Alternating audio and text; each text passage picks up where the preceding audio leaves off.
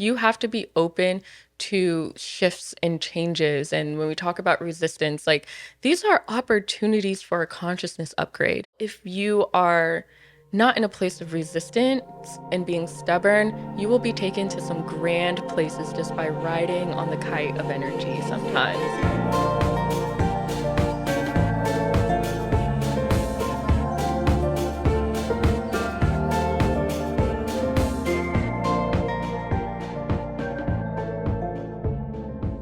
Hi everyone, welcome to Inner Orbit, your tool for navigating the energetic world around you. I'm Tianee. And I'm Taylor, and we're kicking off season 2 today. Yay! We're so excited to be here. What are we Yes. covering? Okay, so in today's episode, we are going to be rebranding retrogrades, and we're going to be talking about some of the upcoming eclipses happening in this season. I feel like it's so needed because 2026 is starting with the bang, with like getting us right into these retrograde and eclipse seasons. And when you hear about retrogrades and eclipses and what a lot of our experiences, there's a lot of fear mongering. Yeah. And it is going to be a very active time, but I think a rebrand is needed, not because it's not going to be tumultuous, but because there's still beauty and potency in that period too, of outcomes in our personal lives that we can strive for. So I love the concept of a rebrand. Yeah, I love that. Like when you propose like rebranding retrogrades and Yeah. it's like double R. So love the alliteration, first of all. I think we did something really beautiful in our retrograde and eclipse episode previously, Yeah. where we kind of just talked about the meaning and the function of retrogrades in our lives.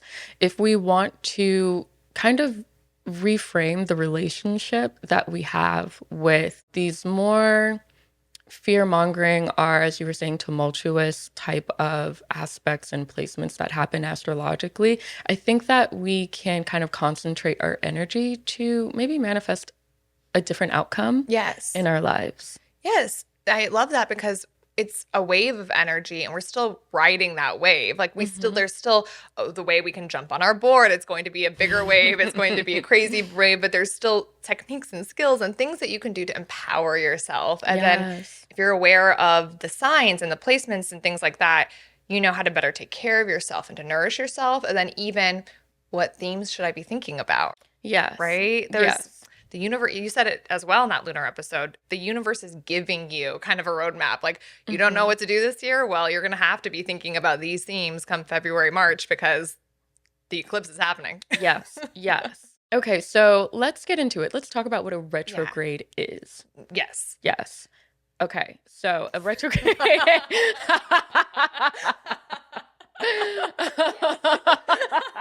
I just want y'all to know this is season 2. It's the first time we've actually like come back and been together in like months. So we're actually really excited to be like filming together, talking together. So And so if we're a little chatty or just our vibes are a little bit different, just know like we're back into the swing of things. You're in the room with us. You're just at the table. reunion.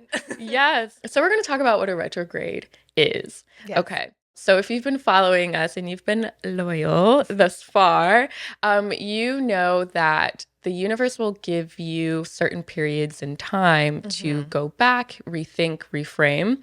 How weird would it be to continue to move forward on a linear path without having time to adjust and maybe change course and maybe refine? So think about retrograde periods as a refinement. Favorite word of the season, intention. Understanding what are my motivations, what are my intentions. I'm getting this do-over season to really take an observational viewpoint or snapshot of who I've been for the previous however many months I've been. So this is a stopgap in time. What happens during a retrograde period is that the specific planet that we're referencing that is going retrograde from the Earth, it appears that it's moving in a backward motion. Of course, it's not, but from the Earth's vantage point, the specific planet will look like it's going backwards. If you've already pulled up your birth chart, seen your circles and your little pizza pies, the planet will be in a specific house within your birth chart. And there are those degrees, those tick marks, those 30 degrees for every particular sign within your birth chart. It'll be stationing retrograde at a specific point in that birth chart at a specific degree. If Mercury was going retrograde in Pisces at 7 degrees, it will move backwards to 6 degrees. 5 degrees, 4 degrees. Once it stations direct forward, it will move forward from that 4 degree that I just said and go 5, 6, and 7. So it'll move back forward in that way. Flow state. That was amazing. Thank you for that overview, because it is confusing, but that was perfectly well said. And you gave us another R word. Retrogrades are for review and refinement. If you want to remember one thing, retrogrades are for review and refinement. Thank you for the further alliteration. But it's so helpful because the retrogrades will come and I'm like, oh, not another one. But you know what? The universe is saying, pause, take a beat for whatever theme. And we're about to go through the themes of every type of retrograde. There's Mercury, Venus, Jupiter, Mars, etc. They're going to have different themes, and they're going to be retrograding into different signs, which will make them even more nuanced and more flavorful. Everything Tianee just said. Review and refinement, review and refinement. And it's a gift. Imagine like the peer review and editing process of anything you want to publish. Like you must go through an editing process. You must go through a review. You don't want to publish something without that moment. So even though it can be annoying, like you don't want to get all the corrections and like, okay, your grammar's horrible, your punctuation sucks, like fix this, redo chapter 1. You might not enjoy it, but that's like the point of a Mercury retrograde. You might not enjoy it, but there's something that you probably should have reviewed. And oftentimes, if you're really observant and you're really looking at it from that perspective, later it's clear. Yeah. Like, I personally know people who are like launching a website and like didn't during the Mercury like retrograde period, and then they were like, wait, once that was the time period where I realized I was missing XYZ for my website, and if I had published it, it would have been a failure, and then I was launching there's something that makes it clear that like actually it's good I took a moment, it's good that I reviewed. I have like long stretches of time where I was like living in New York City, for example, living moment to moment, where I never took a moment to reflect. And I look back and there were times where I'm like, I wasn't really living with intention for a long period of time. So retrogrades help you, force you to be like, sit. Yeah. Oof. Put you in a corner sometimes. And I think that's like a really beautiful like segue into like releasing like the specific planet for a retrograde, but like what are just some general do's and don'ts during a retrograde period? The cliche stuff they say is true. I will say like it's more kind of boring minutia, but actually reread your emails, actually like check your passwords, actually be careful with like your technology. Like things go haywire, travel's a bit funky. So if you have the luxury of planning something, like avoiding certain types of travel during that time, or just planning around it, or giving yourself more time, right? Maybe not avoiding, but being like, I'm going to leave a little earlier. I'm going to give myself some buffer because I just know things might go haywire. So giving yourself buffer, double checking everything. I'm going to be quoting Dorinda Medley. She's a housewife, a very famous housewife. And she always says, say it, forget it, write it, regret it. And I would say times a million during a Mercury retrograde. Like maybe be careful. Like if you're thinking like, should I send this text? Don't. So I would say like that's some basic caution. And then always taking care of yourself a bit more, like nourishing, giving yourself, your nervous system, the capacity to handle whatever weirdness might emerge. So like the more rested you are, the more nourished you are, the more hydrated in connection with your friends you are, the more resilient you'll be to the things that come up. So I would say those are like broad, and then I know we'll get into the themes of each one, but what would you say? I'll start with the do's. As we say, like review, refine, understanding that you're going to be moving through another R word, recycled energy. Girl. The alliteration today is crazy. You're going to be moving through recycled energy. And so like, don't start anything new, like you're saying. Yes. If anything, it is a period of maybe like, let me look at how far I've come. And if there's anything that I'd like to do differently moving into like a new season. Yes. So as you're saying, like slow down, move a little bit more with intention, but intention of previous behavior, not necessarily new behavior. Take care of yourself and give yourself a lot more grace, because I think like the more open-minded you can be while you're in this review process, maybe the more nuggets and seeds of information that you're going to be given about what actions to take in the season following up, essentially. Beautiful. And so I think those are just some like general. Oh yeah, and don't talk to your ex. I think that for every type of planetary retrograde, wait for the retrograde period to pass, and then you can have those important conversations. Don't sign contracts.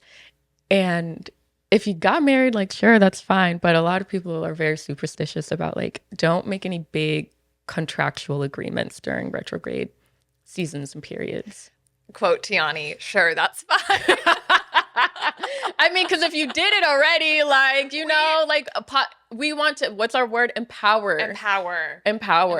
So if you already, okay, actually, that's something really, really quickly to talk about and get into very quickly. If you did start a relationship, sign a contract, or get married during a retrograde period, like knowing that that's previous and past energy, but just know that the way that you reframe and think about things in your mind can also shape how that reality transforms itself. So if you are aware that you've made a very important decision during a retrograde period, it's okay. Take a deep breath. It's not all gonna blow up, but be okay if it do. Just also set the intention of like, okay, I can also bring some new wisdom into this old energy. Yes. Because there was probably like if something did work, like that there was a positive contract, whatever, that did happen during retrograde, if anything was glossed over, it might have just been a refinement, right? So what discussion did you maybe not have beforehand that maybe have now because you're going to be in it for the long haul? So it doesn't mean like it won't be as successful, but there could have been a couple things you skipped over or like didn't review that you still can do it later. So just it's more about being thoughtful about it. But it is funny. Like Mercury retrogrades are so cliche but true because again, things going wrong and then X is reaching out. It's so real. Like every Mercury retrograde, if it's not just me, it's like my friends are all like, yeah, I'm like, no shit. Like they're like, yeah, my ex showed up. I'm like, they always do during this time period. And yeah, use your discernment. Remember that you're not usually the exception to the rule. It's hard to remember that. So but it doesn't mean that something wasn't supposed to be discussed. So sometimes people want to have one more conversation. People want to understand something. And there's no hard rules around that. You know what's in your best interest if you're being honest with yourself. So, but like, yes, the X energy does come back up very often in retrogrades. And then breakups happen. A lot of breakups that happen during retrogrades are not usually very clean. Like there's usually going to be like a couple more conversations because it's not done. There's something that's just undone during a retrograde period. And then again, there's going to be different flavors depending on the different planets that retrograde. But Mercury, the reason it feels like Mercury is always retrograding is because it's such a close planet. It does retrograde multiple times a year. You'll go into the specifics of it. And then there's transits that they retrograde less often, but for longer periods. So I like to be aware broadly of when retrogrades are taking place, especially of transits that I'm closely following or that I feel are really impacting me. Because you can kind of plan ahead. If you really look at the year and you're kind of like, I'm going to be hunkering down during these periods, like that can be really helpful to know in advance. Yeah, absolutely. Another do during retrograde period and forever and always is journaling. So that will help ground you and help you make sense of the chaos. Again, maybe not saying everything externally, but journaling privately will help you really understand what's going on during and after, make sense of all the chaos that might be emerging. And if you don't have a journaling practice yourself, you're good. You're in great hands. We're actually launching the Inner Orbit journal guide today. It's live, so linked below is how to access that and leverage it for actually integrating and synthesizing all the rich, abundant information we're sharing with you about astrology and how it can improve your everyday life. We know it's a lot of information, and we want you to be able to have this very easy, tactical way to start weaving this information for your best interest in the most low effort way in a day-to-day basis. And I know there's some things you're excited about in the journal. What's getting you excited? Yes. This was a project that we were really, really excited to work together on and to offer, because when you're learning something new, like we want you to focus on yourself. So we organized it in a way that was just more palatable for you to just take in the information and understand when to use certain energies within your life, when to review certain things in your life. You will need the discipline to actually use the tool and to actually take notes on what's going on in your life, because what will be so beautiful to see is sort of like progress that has been made over certain periods of time and energies that you'll be able to refer back to. So we organize it in a way that is more easy for you to see and track your own energetic process. Mm-hmm. This is an energetic tool for navigating the energy around you. So let's begin our retrograde conversation with talking about some of these personal planets that retrograde more often than some of those outer planets. So remembering personal planets are planets that are closer in orbit to the sun. They revolve around the sun at a quicker pace, while those outer generational planets take a little bit more time. Yes. So getting down into it, we're going to be discussing Mercury, Mars, Venus, and also honorary mention for Jupiter. Yes. Okay. So let's get into Mercury. Mercury goes retrograde about 3 to 4 times a year. This is our most common one, especially in like pop culture astrology, and it retrogrades for about 4 to 5 weeks, basically. This is where you will see some disturbances in communication, thought processes. People get into a few car accidents more often around that time as well. Time feels a little bit more kind of slowed down. Miscommunications with family members, friends, work emails are another big one going around at that time. Travel kind of seems to be delayed. So just think any type of internal processing, any type of like information synthesis. That's been such a big word. So it's just funny because you're mentioning like family, like secrets coming out and family arguments, and it just like ironic timing that the very last Mercury retrograde we went through was over Thanksgiving. Oh my So goodness. I'm personally having flashbacks. I don't know if you. I mean, I remember the Philly cheesesteak argument. Yeah. That's how you know you're in retrograde. If the cheesesteak starts an argument. And I mean, globally, I know that was Scorpio into Sagittarius.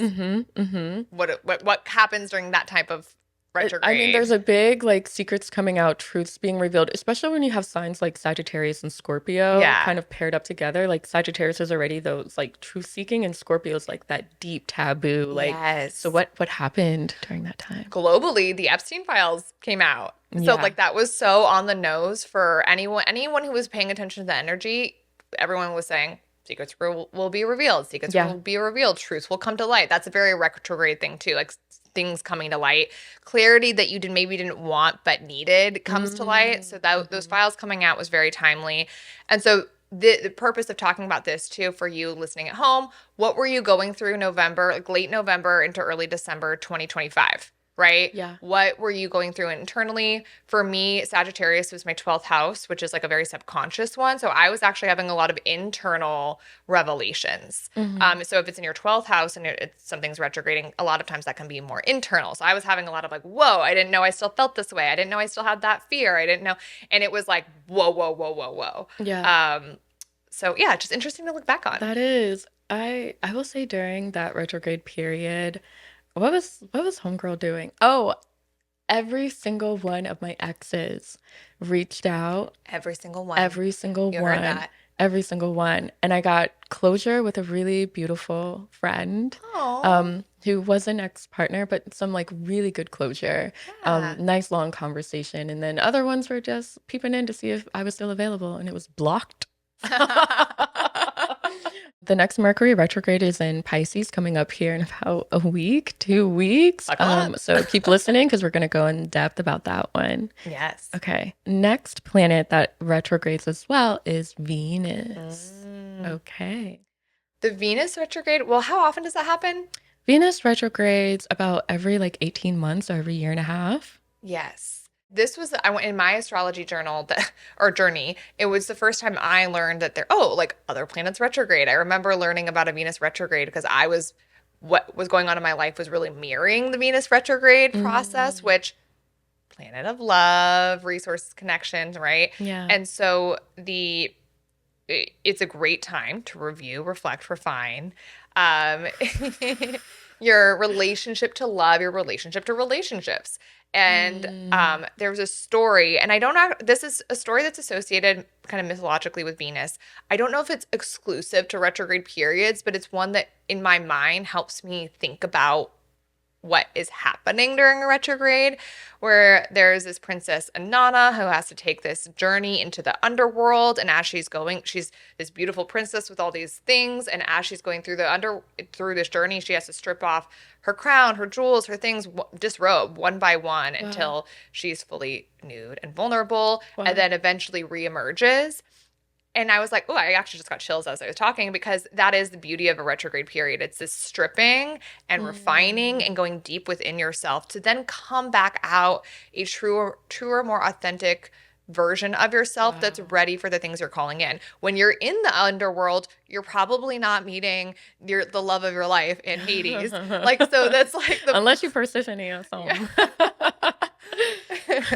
Unless, like, yeah, you're stuck in a loop, but the purpose isn't to meet that person. It's to go through the process that will make you and help you figure out what it is that you're wanting. You're coming out of the underworld. And again, I don't like that story is just what stuck with me about what I like to get out of retrograde periods, especially Venus one. Like, if love means anything to you, that's a harsh way to say it, but like, it's a good one to pay attention to, because I couldn't believe it the first time I learned about it. I'm like, oh, that is exactly what I'm going through. I'm really rethinking and kind of like getting rid of the like external things I thought I wanted, right? It was a very, like, I realized like what I was looking for was just this list of very external things. I'm like, this really isn't getting at the heart of what I want. And then, but I'm writing a very external list because I'm not being honest about internally where I am, you know? Yeah. Anyways, what about you? Oh my goodness. I dropping all those gems, but what about you? What?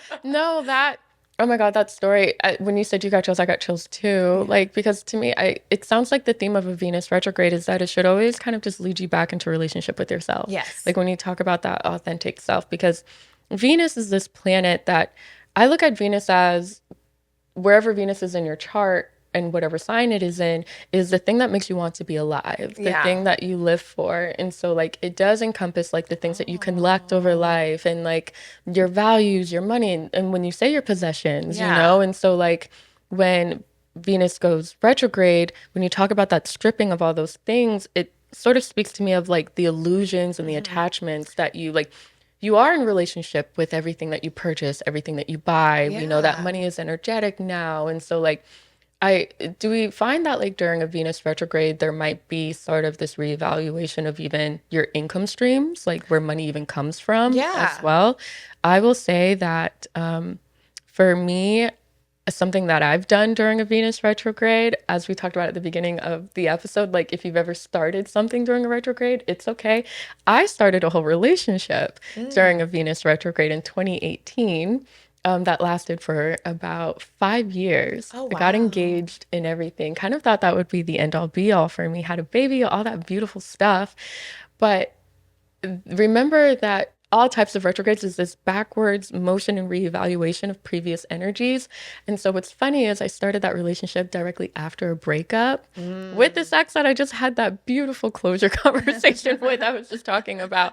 But anyways, where there were themes that I thought that I was done with that I actually sat with for 5 years, right? It happens. But what's so beautiful though is coming out of that Venus retrograde relationship is that I was very much stripped of everything that I tied my values. And as a Taurus, my money was reevaluated, my resources, my values, especially with family, like who I identified with as a person, what my passions were, all of that was completely stripped bare. And that Venus retrograde relationship led me back to myself. Wow. However long I was in it, it could have been a 3-month relationship, it could have been a 5-year engagement, like whatever the purpose that it was meant to serve was served. So that is one of those pre-warnings for these retrograde periods. When you do start something in a retrograde period, if you do take that on, just know no matter how long you are in that period, you are extending the lesson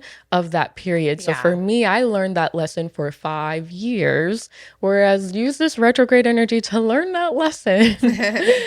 Venus retrogrades for 6 weeks. You want a 6-week lesson or you want a 5-year lesson? You know, it's up to you. What a great reframe. Because 6 weeks can sound so long. Like, you're like, wow, I had to deal with this one step backwards, like, for 6 weeks. But then you're like, no, but if you do that for 6 weeks, then you get to take 2 steps forward soon. Yeah. Right. And Yeah. I mean, I've had a 5-year lesson too, so I'm right there with you, girl. But like, that's the beauty of learning and wisdom, and then applying that wisdom. You're like, okay, I've done that, and this time I'm going to make it 6 weeks. Yeah. Yeah. You know, and so like, and that's where that grace component comes in with these retrograde energies, because it's like, we're humans. The biggest thing is like, just learn. Yeah. You know, just get your ass beat that one time, and then like, let's move on. So kind of recapping these Venus retrograde themes, because I think this was like a really important, everybody loves love. You should love love. Yeah. But it's not just about your like interpersonal relationships or your relationship with love. It's your relationship with everything that you find of value. Yeah. And pleasure is also another one that you'll be evaluating. To value, perhaps. Like, Period. Gem. Yeah. Gem. Okay. Which leads us into the next planet. Mars. I love Mars. What you said last time when we talk about Venus. We got to talk about her man, Mars. And that's correct. Yeah. I don't know. I got so excited about Mars. Anyways. Actually really important to talk about Mars. Mars rules Aries, right? Aries is ruled by Mars, and we're going to have a very Aries heavy generation with both Saturn and Neptune moving into Aries. Yeah. So I actually do think like really thinking about Mars, and as we're talking, I'm only just realizing this, that like Mars retrogrades might be things that I don't often like really kind of bookmark Mars retrogrades. Oh, but I should. Exactly. And I think even more so moving forward with these Aries heavy transits that are happening. So I'm like, yes, you know what? Let's make Mars retrogrades more as important and understood. Let's sensationalize the Mars retrograde, okay? Because like, especially when like we're in the West, side of the world, and so like when we talk about this like linear capitalistic trajectory, right? Like Mars kind of feeds into that dynamic a little bit, where like when Mars goes retrograde, there can be that like abrupt stopping of like action, and people are like confused, where it's like, why are my efforts not getting anywhere? Where it's like, even Mars, the planet of power, aggression, and drive, needs a moment to rethink and reflect and step back. I would almost say especially Mars. Yes. Because it is that fire. And fire is going to go, burn, initiate. Like, if you don't ever pause, you're going to be initiating fires you never meant to initiate, right? Girl. Like, we want Mars to slow down. So, like, we might not enjoy the experience yet again, but it is needed. So Mars actually retrogrades, even though it's one of those personal and closer orbital planets, it retrogrades every 2 years, and it retrogrades for about 2.5 months. Yeah. So when we think about, again, what Mars represents, it represents action, drive, forward movement. In a retrograde period, you're going to be evaluating, I got this from Taylor, actually. She said ROI one day in terms of like energetic, like upkeep, and I've just been running with it. So ROI is not a me term, that's a Taylor term. So so it just letting y'all know that didn't come from me. But like something to really evaluate with the Mars retrograde is like, what is my ROI? The things that I've been putting my energy into. I'm a very fire person. I have a lot of fire in my chart, so I can start things and just go a lot of the time and just be exhausted and tired without actually understanding what is my output from all of these things. And so if you are a fire or a Mars heavy dominant like chart, Mars retrograde is for you, it's for everybody, but you should be especially taking stock of this time period. Yes. And I think that we can be grateful maybe that's every 2 years, because I do think it is kind of like it's going to be it's more often than the outer planets, but it still gives us a little bit of a break. But like, it's important to pay attention to. And then I would say, like, if we're journaling, triggers. When you're triggered during, always it's good to write this down, but like, you'll probably be especially triggered during Mars retrograde.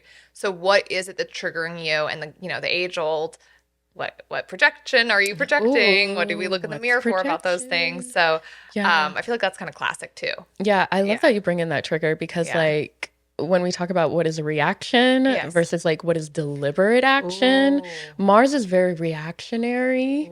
And so like that could also be like a good like reworking of some of those like neurological pathways of like, I'm building new reactions to things. Like it almost seems like a rebranding of self a little bit. I love the distinction you just made between reactionary action and deliberate action. It's some people live their whole life never understanding there's a difference. Girl. Right. And it's interesting thinking about the time that we're in. This is going live February 11th, 2026. We started the year with Mars in Capricorn, which is actually its best placement. It's its like best self. And I actually feel like that does give very deliberate action because Capricorn is so obsessed with what's the mountain I'm climbing? Yeah. What's the goal here? And let me take action on that versus like Aries Mars or right, which is initiate at all costs almost. Yeah. It's funny because I think by the time this goes live, everyone's going to forget how slow the beginning of the year felt because everyone was like, wait, I thought 2026 was supposed to be faster. And if you're on TikTok and everything there, everyone's like, but where's the speed? And I think we're going to be like really regretting saying that. But I think Mars in Capricorn, it was initiating, but I think it was much more seed planting initiation. It was much more like, what is it that I'm going to be deliberate on this year? Because I actually...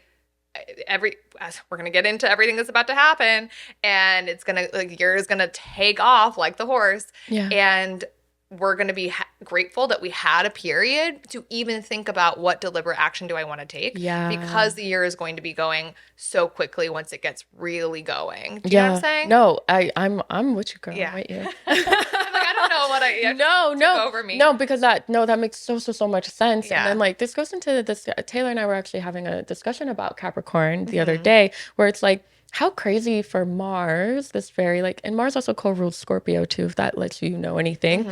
But remembering that Capricorn is a receptive feminine sign, and Mars is exalted in a receptive feminine sign of Capricorn. And so Capricorn being like this, we call them the manifestors of the zodiac and things like that. When you were talking about the intention, the seed planting, Mars doing so well in a structured sign that is very intentional, that is very driven, that knows exactly what it wants. Capricorn is that sign, is that girl, but Capricorn is that sign that is the builder, that builds structure. And so when you think about the qualities of Mars, it does well with foundation. It does well in structure. And then Mars is also so initiatory, and Capricorn is also cardinal. So that's such a beautiful relationship to be in. But also just remembering that dance between the feminine and the masculine energy kind of coming into one, and then actually having the structure to continue to create and endure and keep going. And so that was beautiful that you brought that in, because sometimes when we do talk about Capricorn, and I know we're talking about Mars, we cannot forget that this is a feminine, receptive, but cardinal sign. And that's that. That's it. That. See, like we said, Mars needs more attention on this. Yeah. I hope you learned something about that. So. I love Mars. Okay, so let's talk about Jupiter here. So Jupiter retrogrades once a year, more often than Mars. So once a year for 4 months at a time. So it's spending like a third of the year retrograde. I have a lot to say about Jupiter retrogrades. In general, it's another one that I don't think it's discussed enough. Even in the discussions I see, I just feel like the review and retrograde of Jupiter is not... It's underutilized, is what I'll say. And Jupiter, even in our own discussions, like I love the abundance of Jupiter. It's fun because when we look at these crazy years and crazy lives that we live, it's often like a bright spot. You're like, okay, there's abundance coming in some domain of my life with Jupiter. So I do think you want to enter every year with an understanding of the bright spots so that you can, go outside and enjoy the weather on a sunny day. But Jupiter is expansive. It expands anything it touches. And I would say, especially if you're living moment to moment, a lot of what's going to be expanded are your shadows. If you're living and you're not aware of your shadows, it's going to expand that as well. And if we have the mindset that's everything is for a purpose, it actually is still serving you because it's saying, okay, I'm going to make this really expansive right now. So it's almost impossible to deny. So you can actually improve and like get the abundance. So I actually view the entire Jupiter transit as such a gift. Right now, as this is live, we are still with Jupiter in Cancer, which is exalted in. It is a really beautiful transit. And that it will be in Cancer until June-ish, and then it's going to move into Leo, which is also a great one. So we're abundance. But Jupiter in Cancer is like a beautiful, beautiful transit. It's one I've been so excited about, and it's one I'm working with. Like, it's one I intentionally was like, I'm going to work with this transit.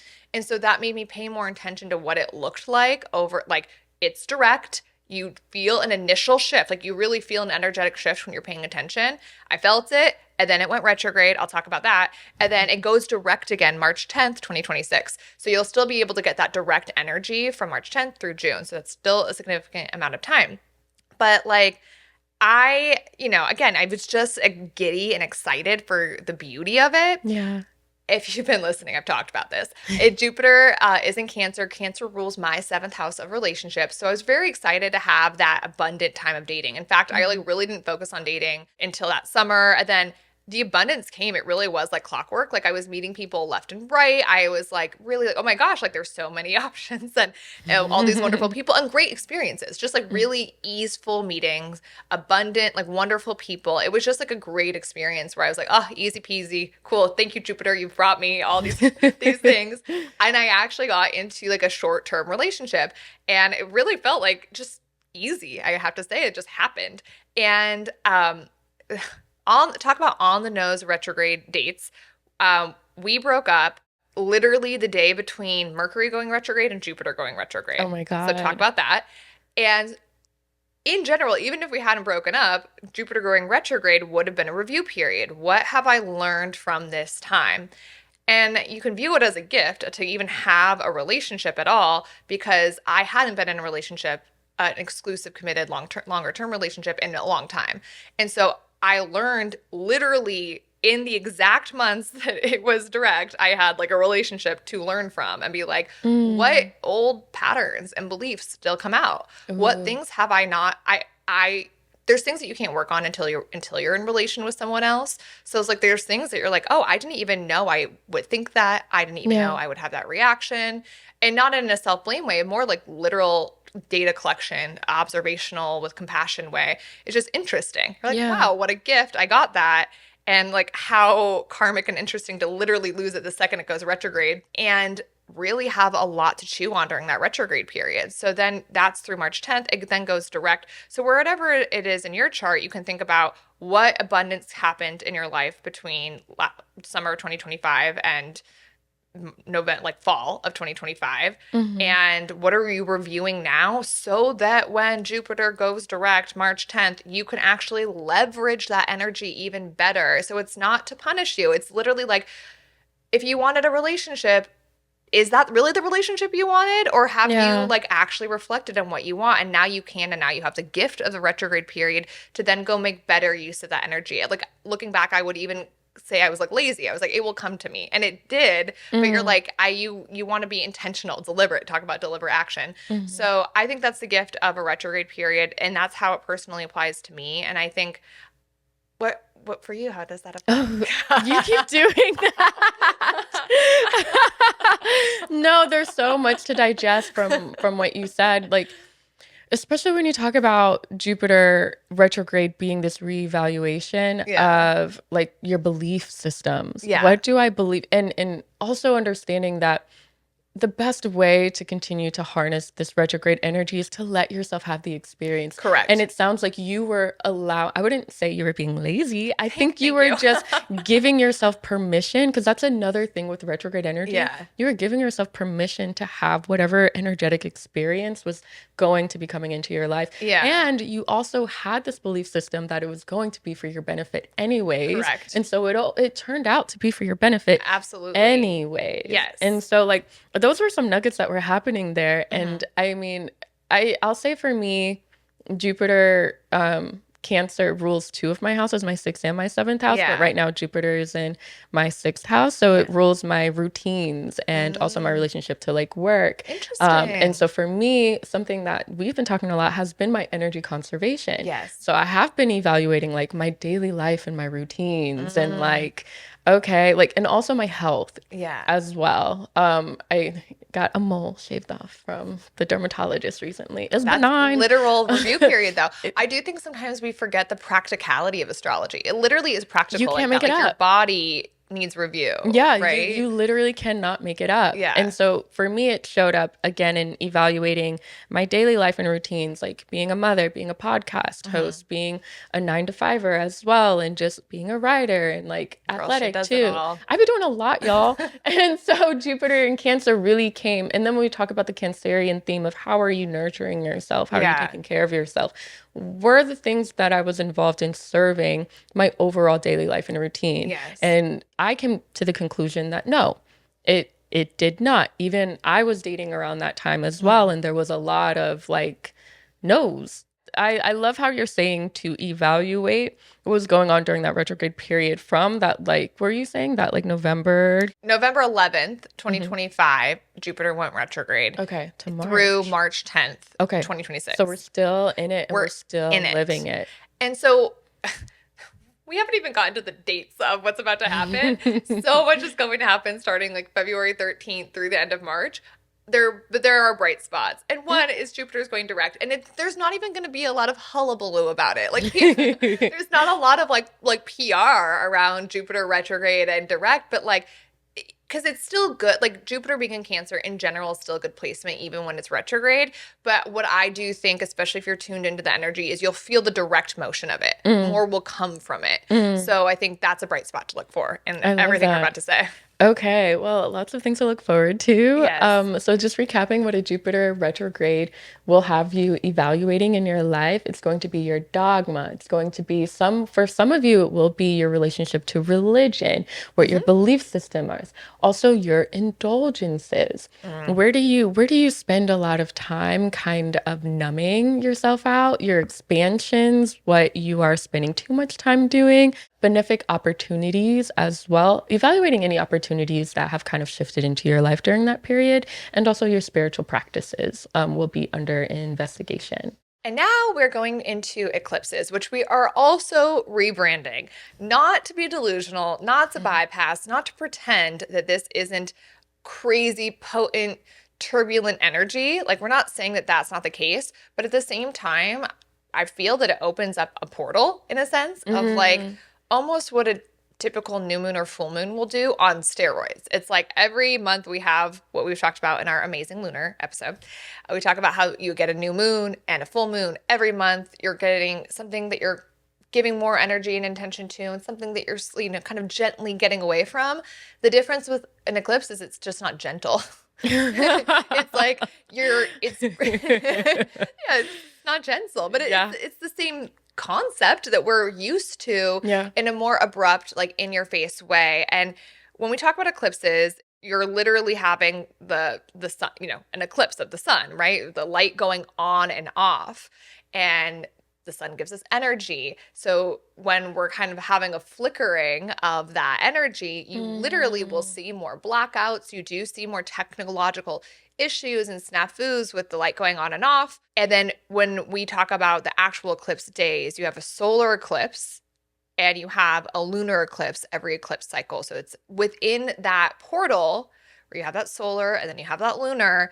It's what is it, about a 2-week-ish window? Yes. About a 2-week window that I consider portal energy. You're going to have an abrupt and often unexpected opening, because a lot of times with new moons and full moons and other months, you might actually have an idea of the things you want to close and stuff. A lot of times with eclipses, you might not have even been thinking about the thing that you needed to close out or that you needed to bring new attention to. It can be surprising, but it is still a very potent portal, like things that can come up. And if you are trying to have any awareness of that theme, then you can be like, okay, what do I really think that I need to be working on?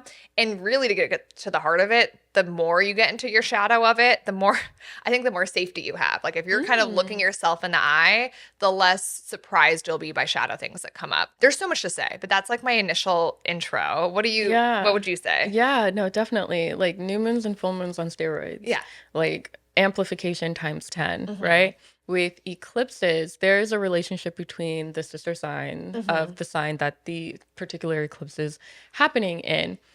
So for example, if we are having, like, let's just say a solar eclipse, so a new moon on steroids in Pisces, then you will have to follow that up with a lunar eclipse, that full moon in the sister sign of Virgo at some point. And so what would be wonderful and what we offer in our journal is a save the date type of page for eclipse seasons that are upcoming, where you have an opportunity to journal or take notes on specific themes, our closures, our openings that are happening at a particular eclipse in time that you actually get to reference during that opposing eclipse season, so that you don't have to muddle around and look through all your journals and transcripts. It's already right there, easy for you to access, where you get to understand, oh, what were some themes that were happening about 3 weeks or 6 months ago that I can actually go and take a look at now. I know I was looking through my journal the other day for some like themes that were happening during the last eclipse,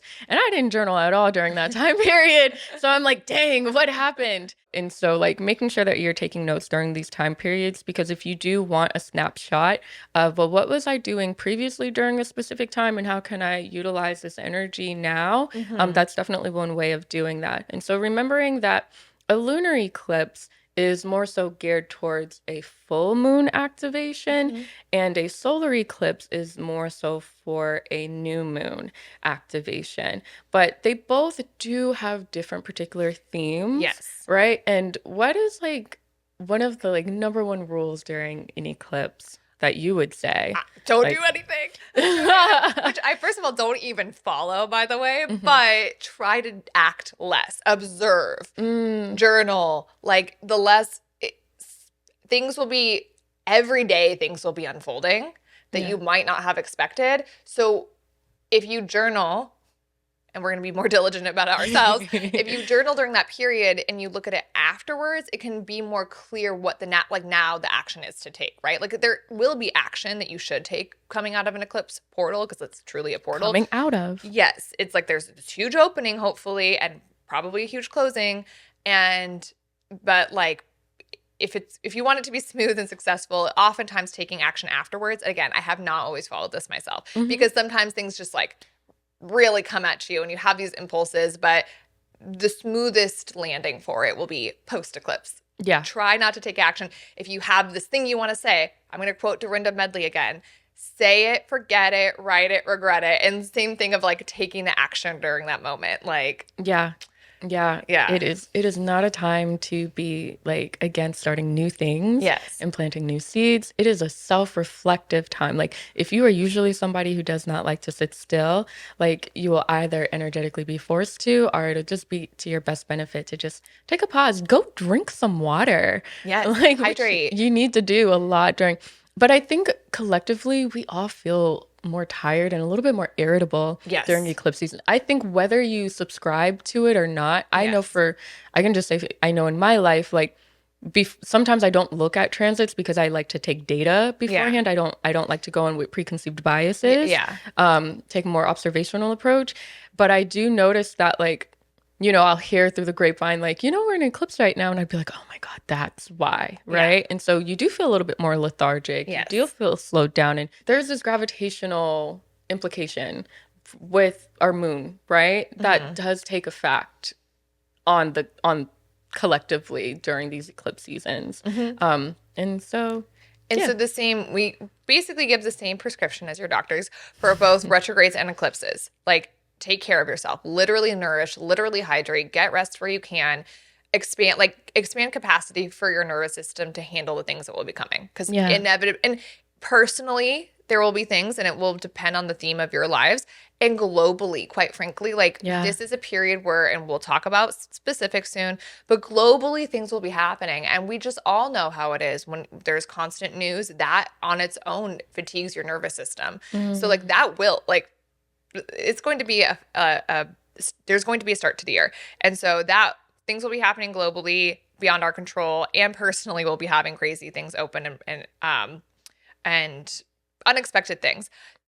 Unexpected things, again, to get away from the fear-based aspects. They can be an example of last eclipse portal. An unexpected opening I opened was really fun fact is I reached out to my biological dad, who I had never met for the first time in 34 years. And it was a positive thing. Again, these are positive openings, and quite frankly has opened up a new relationship in my life that is very healing and lovely and great. But I wasn't thinking, it wasn't on my roadmap at all. It wasn't like all year long I had been like, should I do this or not? This something in the eclipse energy just was like, I like thought about it. This is where I'm like, I didn't really take the advice of like not taking action during the portal. This one turned out okay because ultimately I would have wanted to do it anyway.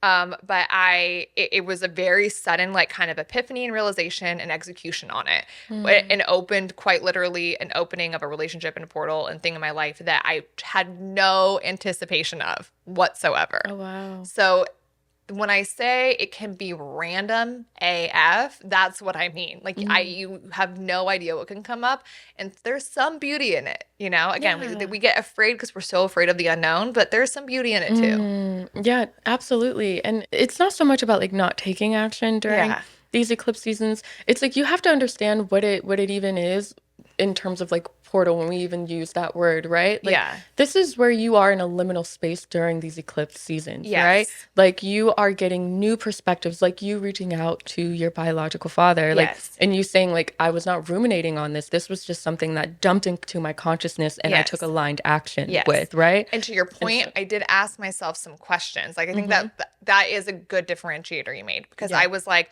what is this serving? What, like, I did still ask myself those questions just on like a really fat portal timeline. Like it literally was like, it just sped time forward. I had the thought, I thought, okay, what is it serving? What are the potential outcomes? If it doesn't go well, how will that impact my sense of self-worth and belonging? Like I went through all of that on steroids. Like that's what I mean. Like the idea came and manifested, and then I reached out and he responded, and then we spoke on the phone, and boom, boom, boom. Like the rest is history. And I look at that and I look backwards to your point. I didn't plan that. I wasn't like the eclipses are coming.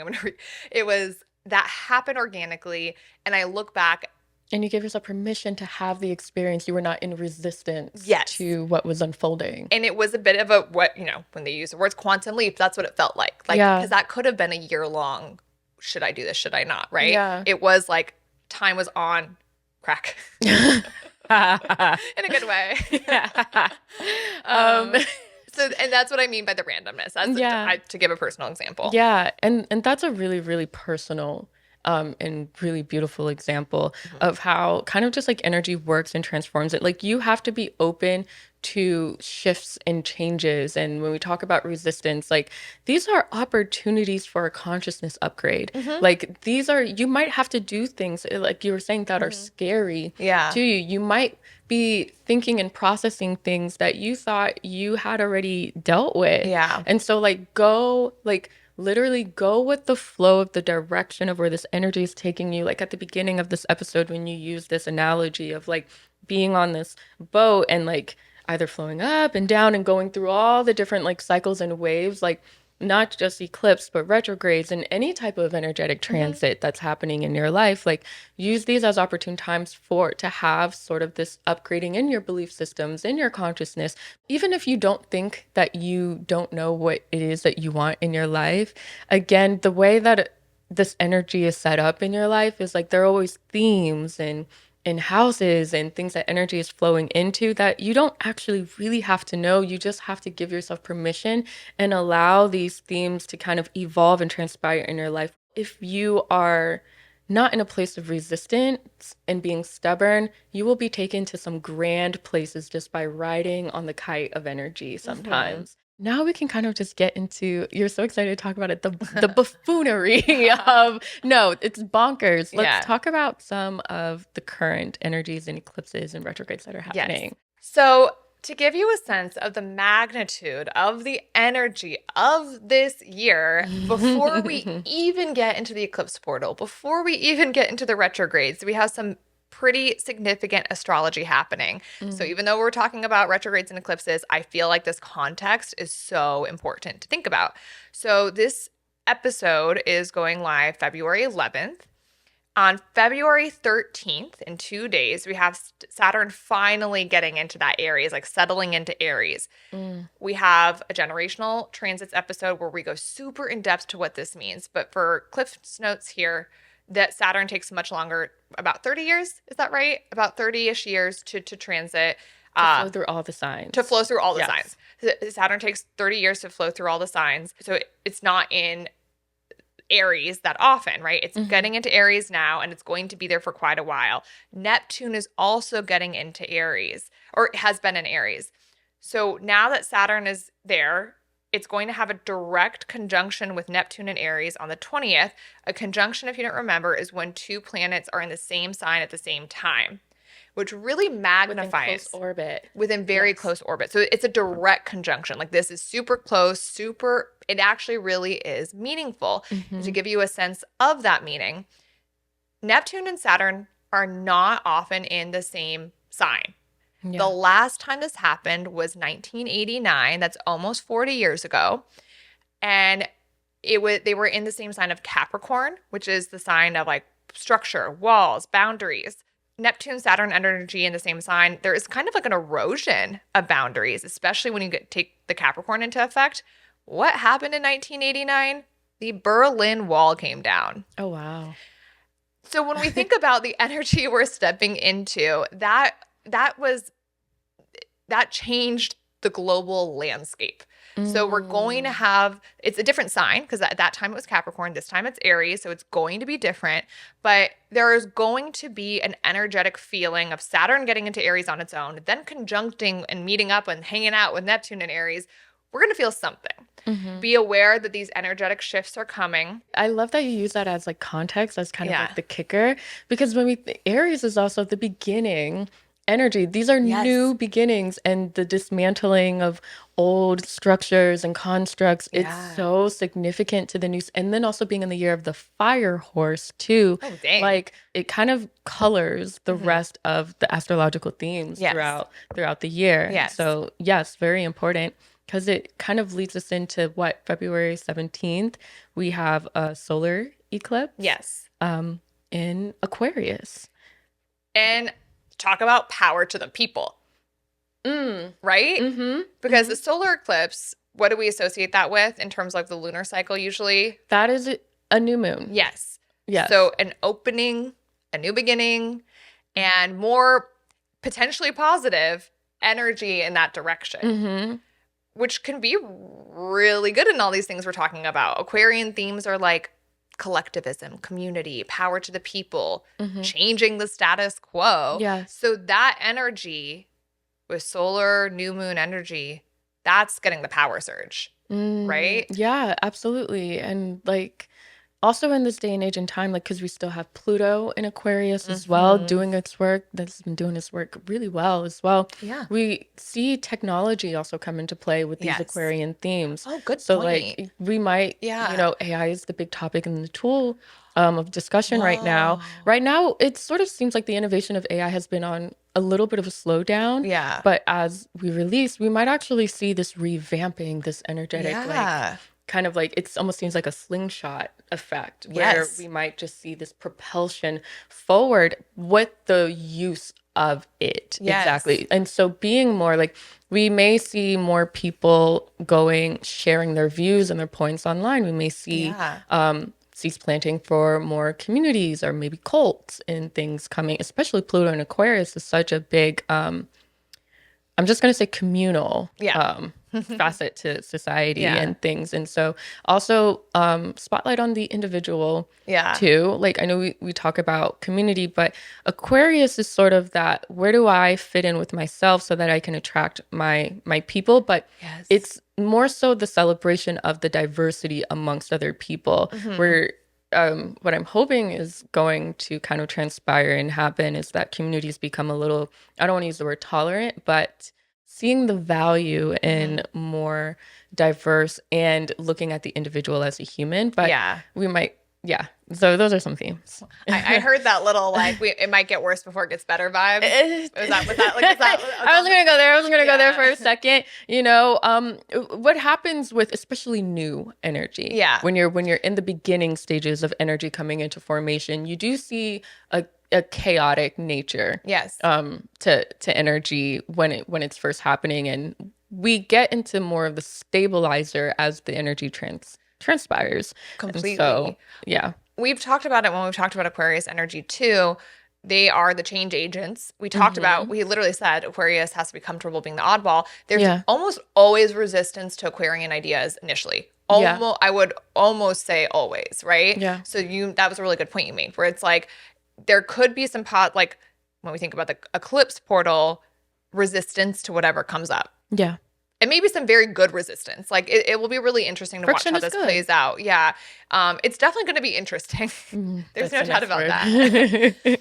So what house is this eclipse going to be happening for you, Taylor? Yes, thank you. That's a great point because that's the collective energy we're just talking about. But as always with these things, you look at your own house systems to figure out, what am I looking out for? For me, it's in my second house, and that governs self-worth as that pertains to resources, money, potentially your career, how you leverage those resources, your relationship to them. I feel like there's a spotlight on making money, on my resources, how I'm using them. Again, that's all your resources available to you. Your energy as well is a big one. But like your money. You might start making money in very unusual ways. Y'all gonna start paying us? Open up the income stream. And then, like I said, a spotlight on your shadows. Like that could look like if you have a second house, if your second house is ruled by Aquarius, it can look so many ways. But like, for example, where are you in your shadow? Where are you not feeling worthy enough to raise your own rates or something? Maybe you're a freelancer. Where have you been afraid to make a change? And then this could be power surge. So if there has been something lingering in your mind, or like, oh, I haven't set a budget all year.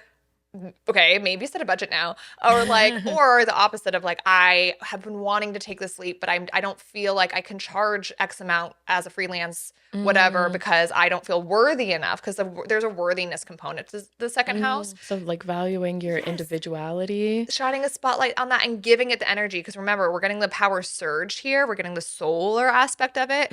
So if we funnel it, hopefully we can take the best of that energy for something good. So if you're thinking about it ahead of time, I'm like, there have been things I've been thinking about. Okay, like I need to actually take action on some of these things. Maybe more so even leading up, and then pay attention to what comes up during the portal, and then take more action coming out of it. So now I'm just like cognizant of that theme. Yeah. And then for you, I'm pretty sure it's in your It's in my first house. Okay. Yes. What's that going to look like? So for me, and it's also intercepted, so I don't get to access this energy all the time. So it's an activation. And that's another thing. When these transits happen in your houses, it's activating energy within you. And so in my first house and your first house is already your individual house. So there will be probably changes to my appearance. Okay. And I've just been talking to you about my fashion. Yes. I'm just saying, I want to rebrand my image a little bit. Rebranding energy. And so, so especially for an Aquarian theme within the first house, you might be reestablishing the relationship to your core essence, who you are as a person, the impression that you kind of like land on to people. So you might be finding that you are fitting in less and standing out more. You might also... You might have resistance to it first if you're not comfortable with it. Right. But it might ultimately be good. Sorry to interrupt. No, but please. Remember, this change is uncomfortable. Yeah. And I have seen that theme happening in my personal life a lot recently, where I have had to just grow comfortable with being a little bit more in the spotlight, taking on a little bit more responsibility, and things that weren't just serving me, but there are people depending on some of the work that I do from a work perspective, from a communal perspective with projects like this. So you might be doing things where what you are doing individually is having an impact collectively as well. So that's that first house theme. I'm not going to do anything crazy like dye my hair or anything. But that's what she says I'll say right now, I did get my hair a little bit longer. Looks good. Anyways, thank you. So like, let's give some more examples. Like, let's say that this is happening in your ninth house, right? Like, so your thought processes may be changing the way you might want to publish some type of work. You might want to go on a long type of travel with that type of energy as well. Plan it during this time. Go another time. Oh, yes, that's true. Plan it during. You might get the download of like, I think I want to go across seas or something. Yes. If it's in your ninth house, let's say if it's in your 11th house, which is ruled by Aquarius, you're probably having like a lot of friends and group projects come into your life as well. Like, I think that's amazing. I actually want to ask you, if you're an 11th house Aquarian, like communities are so important. Like really, like take that on. Be like, there's something in me. I'm kind of supposed to be engaging in my community. Like, be the person who gets people together, which is kind of hard sometimes for Aquarians to want to do. They get everybody into the room, but then they kind of just like Irish exit and they're gone. Hey, that's the purpose. But that's what you were meant to do. The 11th house is also your hopes, wishes, and in dreams Aw. as well. So you may find sort of like, you may, again, if you didn't know what you were wanting to do before, then that might actually be the portal that kind Yeah. of ushers you into, well, here's your purpose around that time too. Yeah. So those are just some examples. I think this is going to be a potent one. I really do. I feel like you said, with Pluto also in Aquarius and the Aquarian themes, like conjuncting all the Aries energy, like there's something here. And Yeah. to say it lightly, like it's going to be interesting to watch. Oh, that is everything that you're saying, because Aquarius has kind of been that girl energy for. I need a different term. There's men who watch I this like too. it. Okay, great. The men can They know what we mean. Yeah. Aquarius has kind of been that girl energy since about 2024, Yeah. about 2023 a little bit too. Yeah. So having that eclipse there, and then when we get that solar eclipse in Leo and that sister sign too, I That's think later this year. that's so Yeah. impactful. So And so this portal will go, we're going to go chronologically, but just to get it in your mind, this starts the 17th and it's going to go until March 3rd when we have our lunar eclipse. So we're going to get to that in a second. But before we even get to the end of that portal, we've got the retrograde season begin. oh my God, I'm so excited for this retrograde. Who says that? I actually am shocked. But even like, though we're rebranding it, even though I'm still like, whoa. I mean, Taylor, you say this a is good. lot where you're just like, we're kind of sick. We love this self-development Yes. stuff. Yeah. But no, I've been looking at this for like a few months now. The retrograde in Pisces. Okay. Okay. Because we've had Pisces has also been such a big theme. We had one of our last Node. eclipses. Yes. The nodes. Also one of our last eclipses was in Pisces. Yes. And then Saturn and Neptune were both in Pisces last year and also went retrograde there and just stationed redirect, direct again at the end of the year. And personally for me, my Saturn return is in Pisces, and I'm ready for that hoe to get out of it. I'm ready for her to get out. Go to Aries. Yes, please. And so I've been following this. And then again, when we get into the theme of this being a fire horse year, you were alluding to this earlier about people just thought it would just kind of just kick off at the beginning of the year. And it's like, no, this retrograde period will be the closure of the previous 2 to 3 years of Piscean energy. That's wow, you're right. Yes. And so this is that last dance. And so I'm so excited. It's a bit of a tired it. dance. It's like I didn't know this was an all-night rave. Like we look like Cynthia off the Rugrats right now. like so with this type of energy, when we talk about Pisces energy and Mercury also being there, Pisces first is our spirituality, is our affinity for healing. It's also where we find like our mysticism as well, where we find ourselves being martyrs as well. But it's also our creativity, our dreams, this fluidity and this beauty and art coming online.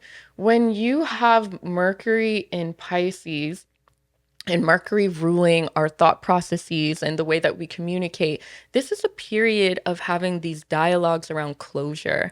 You're looking at the last theme. Specifically, what I would challenge viewers to do would be look at what was happening between November and December of last year, with the dance that Neptune and Saturn were doing around that time, to see like what closure can I get during this period, which I think the closure will be naturally happening for you already. I think you're going to be feeling a little bit more, I mean, because of the eclipse portal that's also happening around that time, just a little bit more tired, but you may feel lucid. You may be walking around sort of in this dream-like state where things for you might just feel just a little disorienting and disconnected. Like reality, I do think is going to like just feel, when we talk about the eclipse portal during this Mercury retrograde in Pisces time, like thinking about those themes, I don't want to use the word delusion, but I don't think we're going to have a grounded sense of what's reality and what's just thought, because that's Mercury there. We're going to have this projection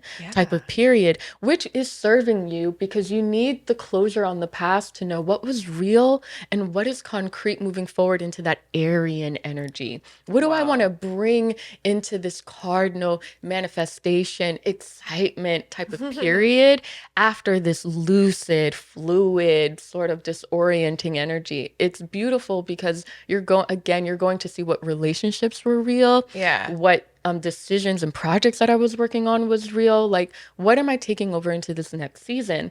And that's why I'm so excited for this, because I'm ready to wrap this shit up, y'all. Like, I'm ready, let's start something new. And so that's kind of just my take on what that Wow. looks like. I have so much to download and like add, like talk about with what you just shared, because there was a lot there. Yeah. This isn't the word I want to use, but I have to use it because there is no other one. It almost gives dissociative, which kind of makes sense to like, it's like, you know, that meme where it's like the fire's all around you, literally Saturn, Neptune, Aries fire, the fire's all around you. And the dog's like, I'm fine.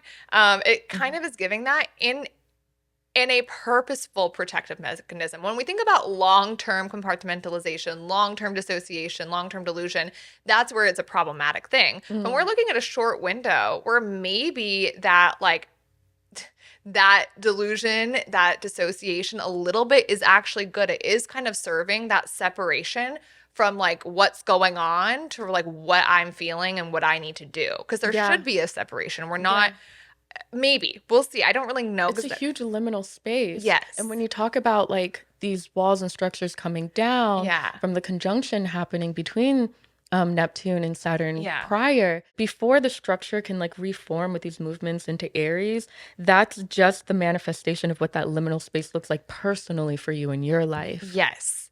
And so I didn't even think about these layers. I think that's really profound. And I also want to add on a layer of like, because you also said hearkening back to late November, early December last year, which was also our last, on top of Saturn and Neptune doing the dance with Pisces, was also our last retrograde period. And so I want to give myself, you, and anyone listening permission to not feel shame if whatever comes up that you need closure on is something you felt you closed before. I feel like there could be an echo from something you thought you had closure on during that last period. And I think it's very human to be like, why the hell do I need closure again? I thought I put this to bed. I feel like with all those echoes you just mentioned, it's very, very possible that, but like you said, it's almost like the last breath. It's it. Pisces is also the last sign of the zodiac. Yes. That's it. It's going to be healing. Yeah. Like, So I think don't be mean to yourself if something comes up, and also have confidence that you're really moving into new energy. Like this really is. I also want to say it is going to be, I feel, a very classic Mercury retrograde with emails, like, because I use the word slippery because like Pisces fish literally slippery to like I'm like there's just this sense of like not being able to hold on to communication well, like so really, really, really exercise caution with like the things you say, the things you put out there for the millionth time. Say it, forget it, write it, regret it. I really think with Pisces, the delusion, the Mercury retrograde of it all, it's just, it literally is a slippery time when it comes to communication. There's a lot out there of like, reset your passwords, like the actual typical kind of cliche but true things that they talk about with Mercury retrograde. It seems like that energy is going to be there. Especially with the portal in Aquarius beforehand. So when you do talk about the technological aspect, that could possibly be why. Oh, boom. Yeah, there we go. We made sense of it. Tianee, channeling in real time. And then it feels like it's never ending, but that retrograde will go through March 20th. Yes. And that's okay. Like you got, like the beginning of it is, well, actually, you do feel the whole retrograde, but like you'll get used to the energy, right? But you're going to enter March with that energy as we close out the eclipse portal. So the eclipse portal is going to end on March 3rd. With a lunar eclipse in Virgo. Yes. So now when we talk about referencing what was going on towards the end of last year, this is going to be that manifestation of whatever seeds, I'm not going to say were planted, but whatever was happening during the Piscean portal in September of last year. We are seeing that fully, and then also connecting to our nodes, right? And so we are seeing the completion of yet another cycle pull up here during a retrograde period. And so with this lunar eclipse theme in Virgo, we are seeing this full moon manifestation of these Virgoan themes of perfectionism, of self-critical nature, of like this very analytical and closed-minded, also rulership over pets as well. So there may be some change in relationships to that going on too. But then also your health will be under investigation. Hugely, I think. There will be a manifestation of whatever health maybe there are going to be a lot of doctor visits around this time, but whatever you didn't know, or if you were having questions about something health related, this will probably be the time where you get some of those answers going. Yes. And so an analogy that we used during our moon cycle episode was, look at this period as the garden is in full bloom, and there's some vegetation or some weeds that you want to pull out. I actually like weeds in a garden, but like there's just some crops that you need to take out. Yeah. At this rate. And you said this earlier, like you have to really take an observational approach, but you need to do this with grace. Yes. Yeah. And I think you actually just made me realize in real time, because we were just saying, be nice to yourself with whatever comes up in the retrograde that feels like an old thing. And then like the full moon is letting go, South Node's in Virgo. It's all this letting go of the self-criticism. So like extra, like if it's giving that things that come up, don't be critical about to yourself for it. There is giving like extra letting go. It came up because it's ready to go. Yes. It's so allow it to exit out. Yes. The door. I love that. Yeah. Yeah. 100%. Don't be intimidated. Yes. By. And I love the practical aspects you mentioned. I think health is huge. Virgo rules digestion, and it's not talked about a lot. And I remember like just pay attention to stuff like that. It's not a bad time to literally let go of certain, like if you've been like, I've been wanting to cut out added sugars, like literally like sometimes it's like we're so spiritual and like using this for our higher self that sometimes it feels so mundane to think about that. I'm like, no, like I'm actually probably like I've been wanting to do that. This literally would be a good time if there are changes you're trying to make to your diet and to things like that. Yeah. Not in a place of restriction, because that would not be letting go. Not in a place of I'm not good enough, self-criticism, but genuinely, I just know I feel best if I do this. I'm from a place of nurturing.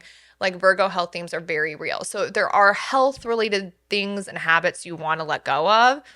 And I actually work well like this. Like I am someone where if I say in February I'm going to implement this, I actually do it. Some people do it that and kick the can down the line. So be honest with yourself. But for me, I can't do every change at once and have it be sustainable. Yeah. So I really do map out sometimes like, okay, in March, I'll be more ready to implement this change.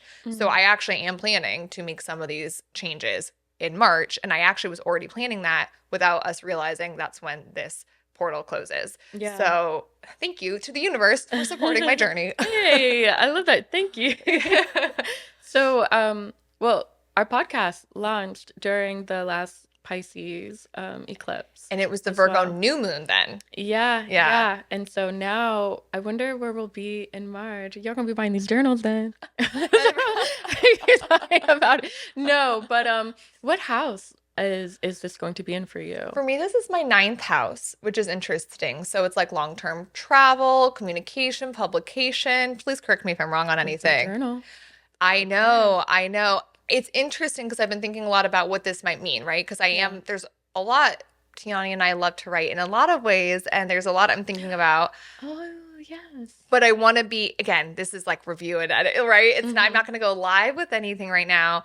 And for me too, combining the fact that Virgo, there will be an eclipse in Virgo and there's this Mercury retrograde, I am feeling for me, because communication is 9th house as well. Yes. I do feel like my communication, extra, is like careful. Be careful.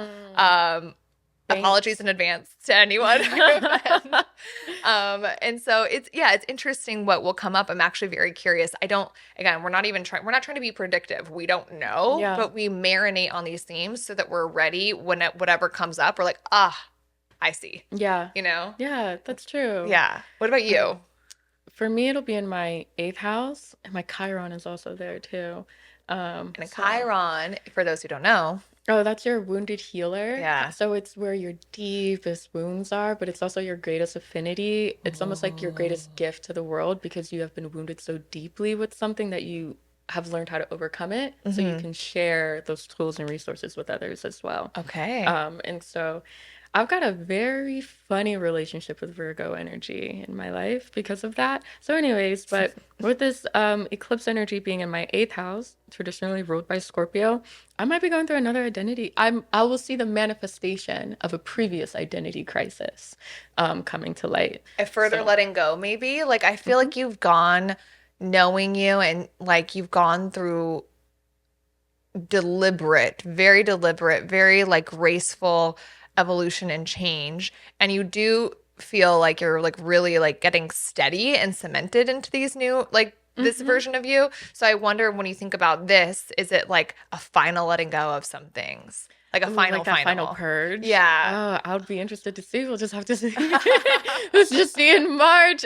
Resources, Resources. as well. So maybe I'll come into an inheritance of something from good stuff. Hopefully. But yeah, probably we'll see the manifestation. I'll probably see the progress of some deep transformational work Agreed. that has happened What you've as well. planted, what you've been doing, what you've been doing consistently a lot since September, the new moon of this. Yeah. So like I agree. I think Oh, that there will be like a beautiful like, this is what it was all for. well, I remember during that September time period, I actually did not journal a lot. And the one journal entry that I did write, I didn't even share any information about what was going on. I was like, a lot of shit went down. I actually don't want to write about it. We'll just live it. But I'll leave you with this one quote. And I said, out of my ribs grew a mountain. And at the time, I'm sure I knew what I meant, but reading it back, I was like, girl, what are you talking about? But now, perhaps around that March time with that Virgo eclipse, I'd probably see what mountain I was probably building and looking at. Yeah. And yeah. And as your friend, I can see the mountain, but I think that it's about you, something with yourself and really seeing it. Yeah. And I really love like getting chills ending on that note, because what a poetic and beautiful encapsulation. Because I do want to recap, because we've covered so much energy and my so much goodness. Yes. feels heavy. But remember, the title of this is Rebranding, Retrogrades, and Eclipses, because we're not denying the heaviness. We're not bypassing the heaviness. We're not cutting your ribs is painful. Like, we're not trying to pretend like that's not happening, but we're rebranding it because retrogrades are for review and refinement, and eclipses are actual portals that can speed up time. Yes. It can speed up the mountain. When you look back, hence why we're folding that into our journals, this like, save the date. When did this eclipse happen? What was the energy, and what has happened since then? Like, not just a beginning of the new Gregorian New Year check-in. Like, what is happening between all these portals, and how can you speed up time? Not in an impatient way, just so like you're ready. Like, if you've been doing the work, you're ready. Let's get on this new mountain. Let's not like suffer in this other pool anymore. Yeah. Like, we're ready. So I think it's really beautiful. I think that fundamentally, even walking through the craziness of all this energy, I do feel the purpose and the value of retrogrades and eclipses. Would you say the same? That is such an empowering take. Yeah. And when you use the word purposeful, and I think the more that we talked about, and this happens almost every episode, you really get to the core of what this is doing for you as an individual. Yes. Like, and again, how collective manifestation works. If we want to see a better world, you have to start with you. Yes. And so the way that you frame these things, that's why we're reframing it here. Yeah. The way that you frame these different transits, whether they're good things that quote unquote good things or quote unquote bad things that happen, you having that autonomous like intention to know what you want out of it for the better benefit of yourself and other people will override just the overall trajectory of what's happening from an individual and also a collective scale. So getting back to the point of why we even do this, Yeah. it is so fun to talk astrologically, but this is sort of our little piece and our little nugget of helping transform the self to transform the world. This is important work. And so, yeah. That's on that, because the mountain, the last thing, we'll leave it here on this beautiful mountain that you've brought us. It is crazy intimidating to think about a mountain. When we think about changing the world, it is crazy intimidating and near impossible. But it is not impossible to work with your own energy, just to say again what you just said, and then that will fold out into communities. Like, it just focusing on that focus. And that's why I also like just focus on this portal, right? We can't dominate the whole year just yet. We can't, no. And that's why this little nugget in time, and you're so excited to talk about it, and now I get it. It's such a short period, but there's so much happening from February into March alone, but the whole year is crazy. Again, we organize and structure it within our inner orbit journal so that you have a more calmer way of approaching what is happening. So like, again, we did the work of organizing it so that you can just do the work of transcribing it within yourself. And so again, if you are looking, because we get this question a lot, what do I do with all of this? observe it. Yeah. We usually end on a journal prompt, but the journal is the journal prompt Go. this episode. It's in the link below. Marinate, journal, Okay. go forth and conquer. Okay, can we hug that?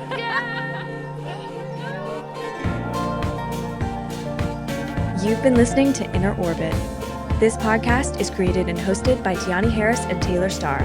Produced and edited by Chloe Goodman, with original music by Joseph Goodman. Be sure to like, subscribe, or follow wherever you're listening so you don't miss an episode. You can find us on Instagram and TikTok at Inner Orbit Pod or email innerorbitpod@gmail.com. To access the Inner Orbit Journal Guide or book a chart reading with Tianee and Taylor, visit bio.site/innerorbitpod. Thanks for joining us on this episode. We will see you in the next one.